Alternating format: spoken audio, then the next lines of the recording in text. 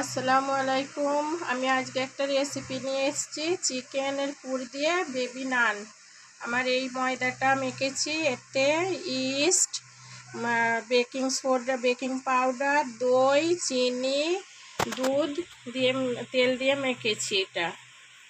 এখানে পুর বানিয়েছি। এটার জন্যে পুরটা আমি চিকেনের পুর বানিয়েছি। আপনারা যার যেটা পছন্দ সেইভাবে পুর বানাতে পারেন, এটা যে যার ইচ্ছা। এখানে আমি এইরকমভাবে বেলে এর মধ্যে পুর দিয়ে এইভাবে পুর দিয়ে এরকম ভাব করে মুড়ে এইভাবে মুড়ে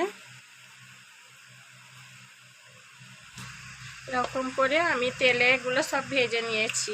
অলরেডি আমার কিছুটা ভাজা হয়ে গিয়েছে। এগুলো আমার ভাজা হয়ে গিয়েছে, আপনারা দেখতেই পাচ্ছেন। এটা খেতে খুবই টেস্টি, খুবই বাইরেটা পাউরুটির মতো স্পঞ্জ, ভিতরটা পুরটাও দিয়ে খুবই টেস্ট। আপনারা যে করবেন অবশ্যই বাড়িতে, খেয়ে কমেন্টে জানাবেন কেমন হয়েছে।